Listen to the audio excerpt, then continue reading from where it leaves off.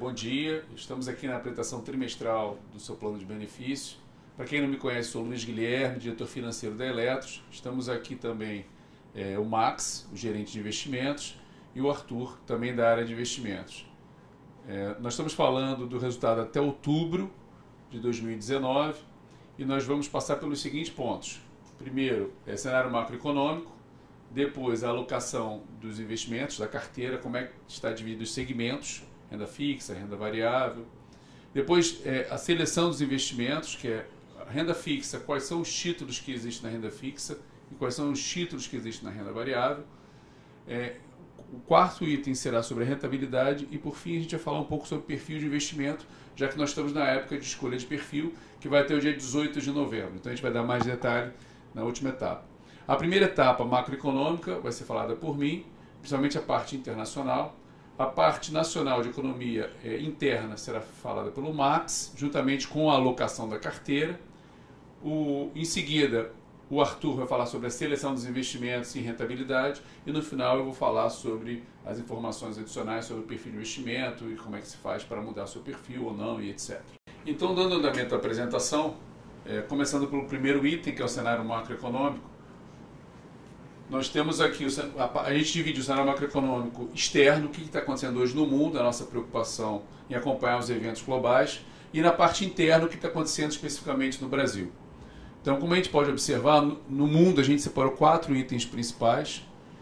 O S&P, que é o índice da Bolsa de Nova York, né? Hoje a gente está vendo ele nas máximas históricas. Os juros negativos no mundo, quer dizer, hoje a gente tem grande parte dos investidores investindo em juros negativos, principalmente na Europa, Japão e Europa. Existe ainda um certo receio com relação à guerra comercial entre Estados Unidos e China, e a gente está vendo também que a China tem crescido menos, cada vez menos. Agora, em relação à última apresentação que a gente fez, a gente tem um cenário em que a guerra comercial melhorou, porque hoje já se fala num acordo entre Estados Unidos e China. Entretanto, os juros negativos aumentaram. Então eu vou mostrar aqui, a gente vai abrir um pouco mais no mundo.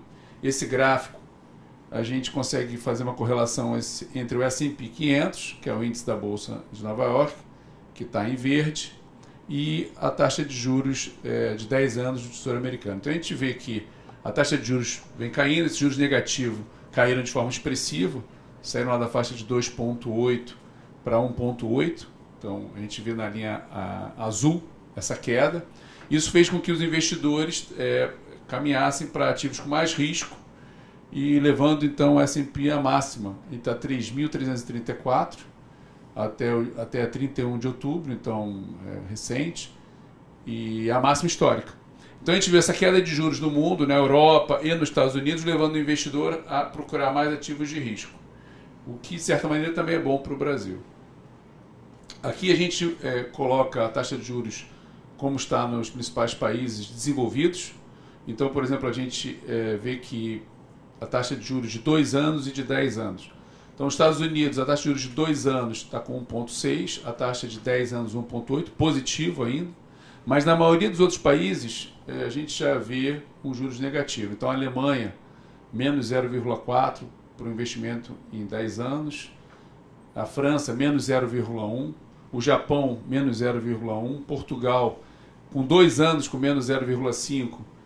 E para 10 anos, 0,2. Quer dizer, Portugal, que teve que fazer redução de pensões, teve que fazer todo o enquadramento, hoje a gente vê com juro negativo também. Isso são juros nominais, né? Não são nem juros reais.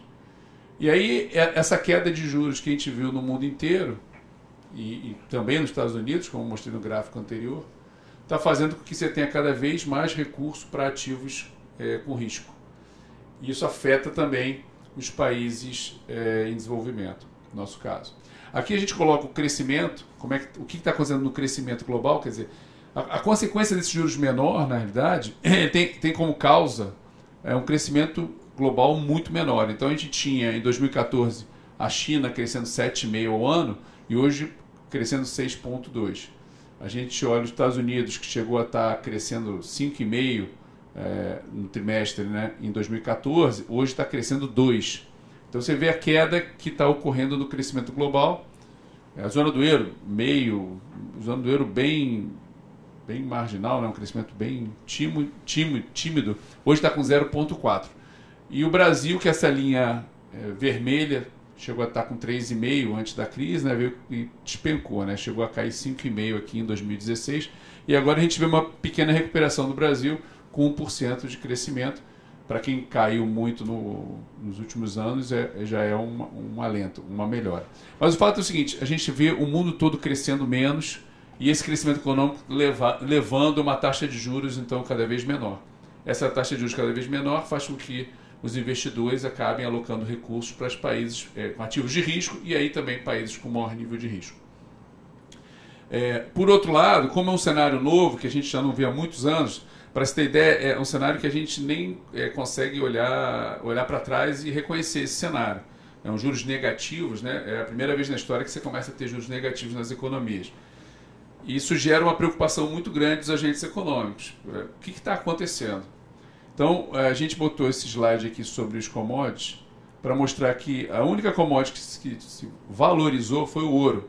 Então, se por um lado os investidores tendem a procurar ativos com mais risco, por outro, uma forma de também fazer um seguro dessa posição é investir em ouro.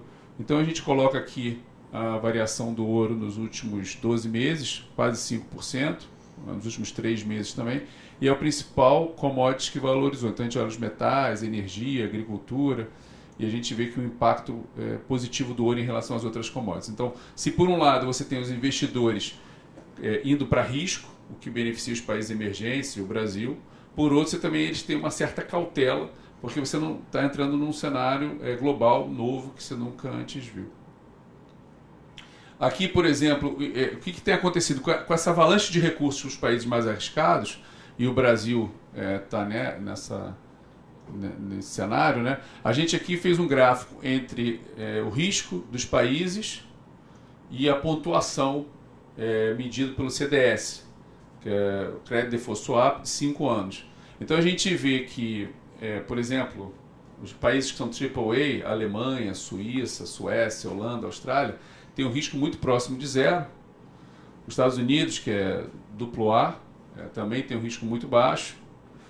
E aí a gente olha o Brasil aqui, que tem um rating BB-, então o Brasil tem um risco considerável, BB-. Entretanto, quando você olha o CDS, que é o que o mercado negocia, você vê que ele já está abaixo da curva, e isso reflete essa visão de que o mundo todo procura por mais risco e tem uma sobra de capital.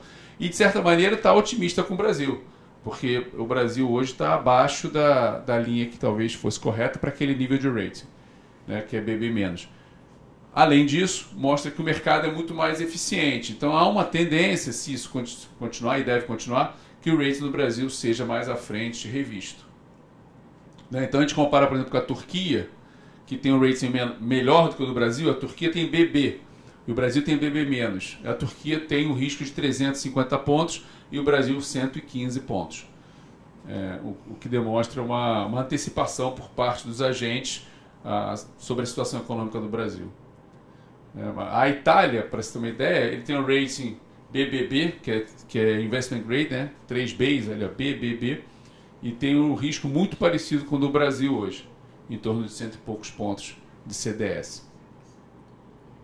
Bem, essa parte de cenário internacional, eu acho que o resumo do cenário internacional basicamente é menos crescimento global, taxa de juros negativas no mundo inteiro, ou grande parte do mundo, fazendo que você tenha uma quantidade de recursos para os países emergentes, e o Brasil não deixa de estar dentro desse foco, sendo beneficiado. E por outro lado, você vê uma recuperação do Brasil, uma margem um pouco melhor. Então, menos crescimento global, menos taxa de juros e mais ativos de risco. Por outro lado, um cenário novo que a gente não sabe muito bem o que vai acontecer, o que leva a uma certa cautela. Eu vou passar a palavra para o Max, que vai falar agora sobre o cenário macroeconômico interno, sobre o Brasil, a situação do Brasil propriamente dita. Bem, obrigado. Então, como o Luiz falou, eu vou falar um pouco da parte interna, do cenário macroeconômico interno, e depois vou passar também para a parte de alocação dos planos, né? Do plano, como é que está a alocação do plano, e depois o Arthur vai falar de seleção. A gente tem esse slide 12, então, aqui, algumas projeções que a gente tirou como referência da MCM, que é a consultoria que a gente contrata, né? Então, para 2019 a gente tem um PIB de 1,1 e para 2020 tem um PIB de 2,2. Bom, esse PIB de 1,1 para 2019, ele lá no início do ano era 3% a projeção dele, e ao longo do tempo essa projeção foi caindo, né, de acordo com a evolução do PIB brasileiro e da expectativa dos analistas econômicos também. Hoje está em torno de 1%. Já teve um pouco menos que isso, inclusive, teve 0,80%, né? Mas a questão é que o PIB do brasileiro em 2019 vai ser bem baixo, né? A projeção para 2020 é 2,2%, também caiu um pouco já, está em torno disso de 2%, o mercado está nesses patamares de crescimento, que também não é nada extraordinário, né? É um PIB bem modesto ainda, mas que está sendo recuperando, né? Positivo. A Selic para o ano que vem é 4,75%, né? É uma expectativa de 4,75% para o ano que vem. Este ano está praticamente dado que vai ser 4,5% o fechamento do ano, né? Depois da data do Copom da semana passada e também do comentário do relatório da ata, hoje de manhã, né? Praticamente acertado que vai ser em torno de 4,5% mesmo o fechamento deste ano, que é uma taxa muito baixa.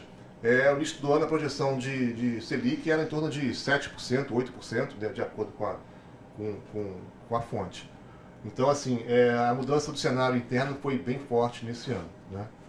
A gente tem para a inflação deste ano, 2019, em torno de 3,3%, né? E para 2020, 3,5%, que considero uma inflação bem comportada, né? Tanto para 2019 quanto para 2020 também.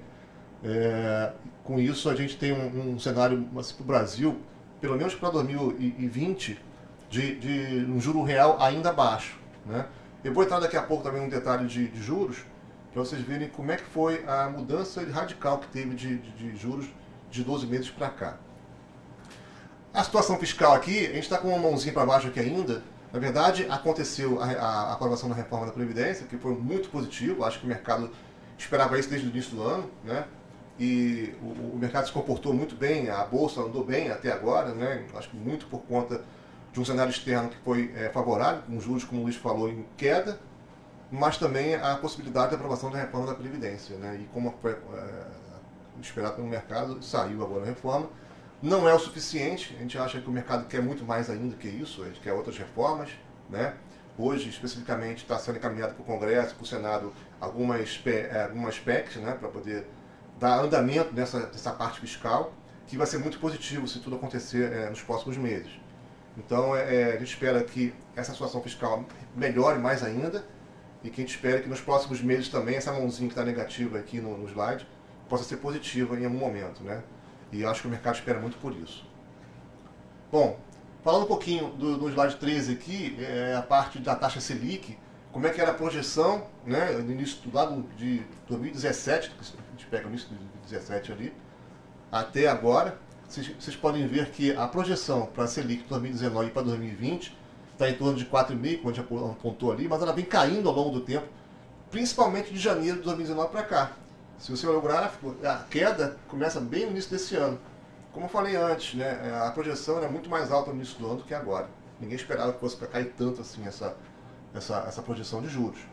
E tem muito a ver com o que o Luiz falou do cenário externo, né, que é a mudança de liquidez, dados as taxas de juros que são muito baixas no mundo e negativas também, e isso gera liquidez para o resto do mundo, inclusive para o Brasil. E juntou esse cenário de fora externo com esse cenário interno, com inflação mais baixa, pouco crescimento, eu não nem comentei aqui do alto desemprego, né? Então isso forçando muito a taxa de juros para baixo mesmo, tentando gerar na economia algum tipo de ganho, né? Mas por enquanto a gente está vendo naquele slide anterior, a gente tem um número muito modesto hoje para esse 2019 e 2020. Aqui, no slide 14, a gente fala aqui da curva de juros das NTNBs. A curva azul, ela mostra como é que era a curva de NTNBs, ou seja, quanto é que eram as taxas praticadas há um ano atrás. Se a gente olhar aqui na pontinha final, 5,20, 5,19, é exatamente há um ano atrás o que pagava uma NTNB de longo prazo. Inflação mais 5,20, né? Ou mais 5,19 para 2055. já era uma taxa baixa, considerando que nossa taxa de juros do plano é R$5,25, né? Mas hoje, olhando para o mercado hoje, a gente vê a taxa 3,26, ou seja, a taxa de longo prazo brasileira, de real, inflação mais 3,26. É uma taxa bem baixa. Eu acho que a história do Brasil nunca teve uma taxa tão baixa assim, consistentemente, né? Mostra que todo o efeito do cenário externo e o efeito do cenário interno recaindo sobre a curva de juros. E também um outro desafio, né? Um desafio muito grande pela frente que a gente tem. Rentabilizar as carteiras, dado um cenário de juros tão baixo. Então a gente tem um desafio grande que estar realocando os investimentos da renda fixa para outros investimentos, tentando obter um pouco mais de retorno. O slide 15, na verdade, mostra um pouco o que está acontecendo no mercado de ações, né, diante do cenário de juros em queda. Se a gente perceber bem aqui, estão duas linhas. Tem um gráfico de barra, de área e um gráfico de linha. O de linha, ele mostra a variação do Ibovespa ao longo do tempo. O gráfico azulzinho aqui, que é o gráfico de área, mostra a quantidade de pessoas físicas que vem ingressando no mercado acionário, né, de acordo com a B3, que é a Bolsa do Rio. Então, se a gente perceber que de 2016 para cá, começou uma evolução muito grande da Bolsa, né? E essa evolução se deu lá atrás, em 2016, com o impeachment da Dilma, né? Com a mudança, entrou num outro governo. Acho que o mercado se animou bastante com isso e a partir dali começou a precificar a Bolsa com números muito mais elevados. Bom, a gente de fato vê taxas de juros mais baixas no Brasil a partir desse ano mesmo, né? Como mostrei no gráfico ali do Selic e na gráfica de juros, a curva de juros das NTNBs. A partir dali, você consegue ver em 2018 para cá, ou em 2019, um ingresso muito grande de pessoas físicas na Bolsa. E por quê? Eu acho que esse movimento de juros em queda, né, por muito tempo, vai acabar fazendo com que as pessoas que não estão acostumadas a entrar em Bolsa ou negociar Bolsa, ações, entrar nesse mercado. E esse gráfico demonstra isso, né? Demonstra que nos últimos meses, no último ano pelo menos, a quantidade de pessoas que entrou na Bolsa foi muito grande, muito expressiva, né? Olhando para frente, se a gente tem um cenário para 2020 ainda com juros baixos, é de se esperar que essa quantidade de pessoas físicas na Bolsa aumente mais ainda. Então isso talvez sustente mais ainda uma projeção de Bolsa para 2020 em patamares mais elevados, né? Bom, claro que essa posição de Bolsa que eu venho comentando aqui, ela tem tudo a ver com o cenário externo também. Dado o cenário externo, se for nessas mesmas condições que o Luiz mostrou aqui, sem surpresas, vamos dizer assim, é lógico que o mercado nosso aqui ele vai ter um efeito mais, talvez um pouco positivo para o mercado acionário, né, dado tudo que está acontecendo internamente aqui. Bom, falando um pouco da alocação da carteira do plano, aqui é uma alocação consolidada, né? A gente está comparando a alocação que tinha lá em dezembro de 2018 com a alocação preliminar agora de outubro de 2019. Bom, grande mudança que teve aqui, na verdade, aqui não percebe muito bem, mas quando eu abrir por plano vai aparecer, a redução da parcela que tinha aqui de renda fixa, né? Hoje está em 72,8, a parcela de renda fixa era maior no início do ano, em detrimento da renda variável. Você vê que a variável é a maior que está no início do ano. Antes, no início do ano era 15, em torno de 15, está em 19 aqui agora. Isso aqui são dois efeitos. O primeiro é o efeito da valorização da Bolsa, né? Passivamente esse grupo de renda variável aumentou. Além disso, a gente fez o direcionamento da renda fixa para a renda variável.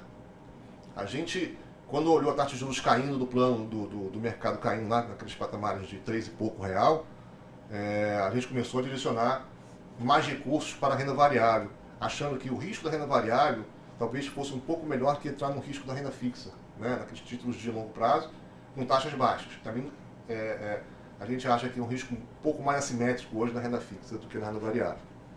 Então a gente preferiu colocar o risco na renda variável ao invés do risco do título longo de renda fixa.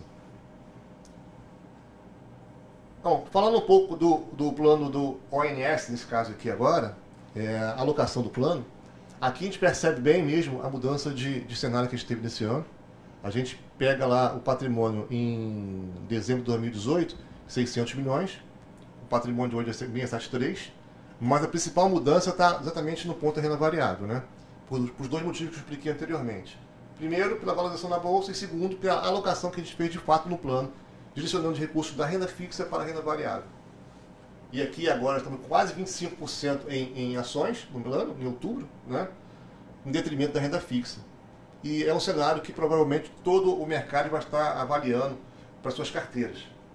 Provavelmente vai ter aí uma grande mudança de posição dos agentes econômicos indo em direção a ativos de mais risco, né? Sejam ele bolsa, seja multimercados mais arriscados, de forma geral. Bom, passar a palavra para o Arthur, que vai falar um pouco sobre a seleção dos investimentos e também da rentabilidade dos planos.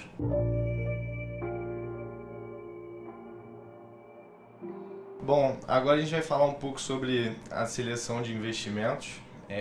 O Max falou sobre a parte de alocação, agora a gente vai ver como a gente seleciona os nossos investimentos tanto na renda fixa quanto na renda variável.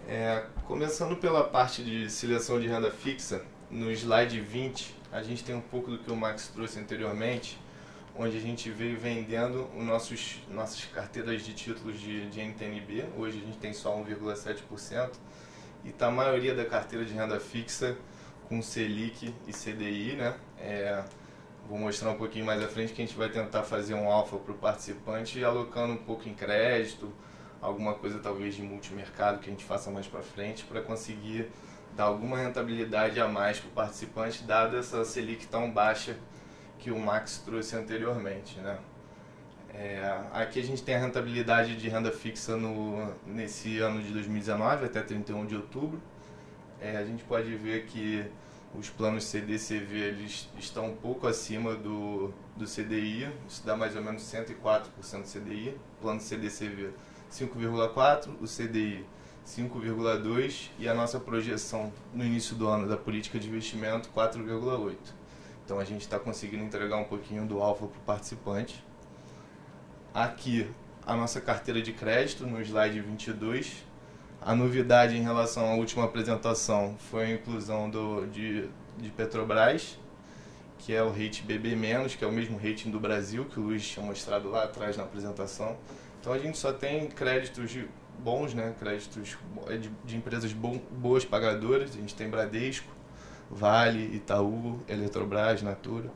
Então são créditos bons, a ideia é incluir um pouco mais de crédito ao longo desse tempo para entregar um pouco mais de rentabilidade para o participante. Entrando agora no slide 23, na parte de seleção de renda variável, a gente, como visto anteriormente, a gente vem aumentando essa alocação em renda variável e a gente fez isso via a aquisição de 3 novos gestores, né? Vinci Partners e a ZQuest, que são 2 gestores mais valor, eles pegam empresas de menor capitalização do mercado. A gente contratou também a Constância Investimentos, que é um fundo de análise quantitativa, tem papéis um pouco usuais, né, no mercado brasileiro. Então a gente tem ali Rosan, Alço 3, são papéis que não são muito conhecidos, Chu 4. E os 2 gestores antigos que a gente já tinha, que era a Apex e a Sharp, que vocês podem ver que tem um pouco mais de participação na carteira da Eletros, a Sharp com 36% e a Apex com 14%. E a nossa carteira interna, que ela é um pouco mais colada no índice, então vocês vão ver papéis mais usuais, como Petrobras, Itaú, Vale, Bradesco. A ideia agora em novembro, a gente está fazendo um novo processo de realocação desses gestores, então a gente deve passar um pouco mais de dinheiro para esses 3 novos gestores. Então, nas próximas apresentações vocês já devem ver esses gestores com um pouco mais de participação, dado que eles têm ido muito bem, né? Aqui é a rentabilidade da nossa carteira de renda variável nesse ano, até 31 de outubro. A nossa carteira de renda variável consolidada, com os 5 gestores e a gestão da Eletros, ela está com 25,3% contra 23,2% do índice, ou seja, é um alfa de 2%. Ano passado a gente já tinha dado um alfa bom de mais ou menos 5%, então a carteira consolidada nesse mix de estratégias ela tem ido muito bem. Agora eu vou falar um pouco sobre a rentabilidade específica do seu plano. Bom, entrando agora na rentabilidade no ano do plano CVONS, a gente tem o perfil líder, o perfil CVONS agressivo, né, por conta dessa bolsa andando no ano 23%. O perfil ONS agressivo está com a rentabilidade de 14%. O moderado, que tem 30% em bolsa, ele tem que estar com uma rentabilidade de 11%. O nosso perfil Eletros, que a gente aumentou bolsa ao longo do ano, ele tem que estar com a rentabilidade de 8,9%, enquanto o perfil conservador, que tem 15% em bolsa, está com a rentabilidade de 8,3%, todos eles acima da taxa de referência, né? A taxa de referência na linha em preto e a taxa prevista na política na linha em laranja. O perfil que está um pouco mais abaixo é o super conservador, por conta da rentabilidade da renda fixa que o Max mostrou que realmente está baixa, mas mesmo assim é uma rentabilidade acima do CDI, da 104 mais ou menos do CDI, ele está rendendo 5,4 quanto 5,2 do CDI. Passando para o slide 28, que mostra o histórico, a gente tem o perfil CVONS super conservador liderando por conta dos trades que a gente fez nas NTNBs, comprando e vendendo NTNB ao longo dos anos. Isso deu uma boa rentabilidade para o CVONS super conservador de 177,4. Logo depois tem o conservador com 175, os dois acima da taxa de referência. Vale lembrar que nesse período, de 2010 até 2015, a bolsa ela rendeu zero. Você pode ver que a bolsa acumulada no período ela é menor que o CDI, 135,8 contra 142,2. Então os planos que têm um pouco mais de bolsa, eles sofreram um pouco mais, mas eles já estão recuperando. Vocês podem ver que nos últimos 3 anos a curva deles está um pouco mais inclinada. Então o CVONS moderado está com 172%, o agressivo 167% e o ONS e o ONS perfil eletro 158. Eu vou passar agora a palavra para o Luiz, que vai trazer um pouco mais de informações para vocês sobre a migração de perfis, qual a data e o que cada perfil tem de diferente um do outro. Muito obrigado.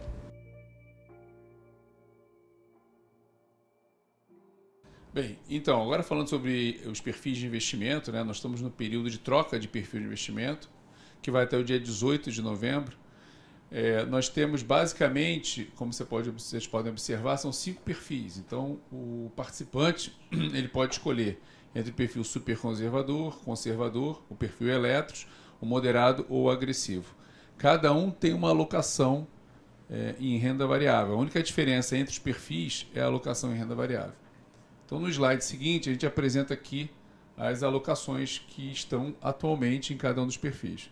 O perfil Eletros atualmente se encontra com 24% em ações, 74% em renda fixa e 3% em empréstimo. O perfil super conservador não tem ação nenhuma, então é 97% em renda fixa e 3% em empréstimo. O perfil conservador tem 83% na renda fixa, 15% na renda variável, e na realidade ele está aproximado, 82% nos quebrados e 3% em empréstimo também.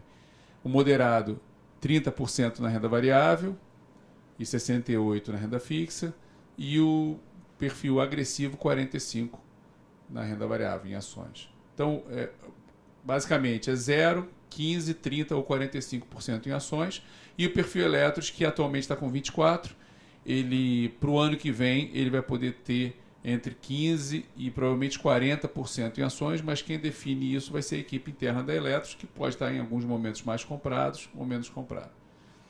E como é que você faz para trocar de perfil? Quer dizer, hoje é tudo online, você entra no site, na parte restrita, existe, como você pode ver no slide, tem uma foto da parte restrita, você consegue fazer sua alteração ali dentro, tem também um questionário que você pode responder, e ver se o seu perfil é esse mesmo, qual o seu perfil, qual melhor se adequa a você, e você pode simplesmente alterar o seu perfil, sendo que isso é só até o dia 18/11. Então, o prazo é muito importante, até o dia 18/11, não tem depois alternativas. Volta e meia passa o prazo e vem um participante e fala, não, mas eu queria mudar meu perfil, etc. Não, isso não é possível. Então, basicamente é isso. Você pode alterar o seu perfil até o dia 18/11, um daqueles 5 perfis. Por outro lado, se você estiver confortável com o perfil que você está hoje, você pode simplesmente não fazer nada e permanecer nele. Eu queria agradecer a presença de vocês, no caso a visualização de vocês no vídeo, e qualquer dúvida que vocês tenham, vocês podem mandar um e-mail para o atendimento@eletros.com.br e a gente vai estar respondendo. Você pode botar a apresentação de resultado como um assunto e a gente entra em contato e responde as dúvidas que vocês, porventura, venham ter. Bem, muito obrigado.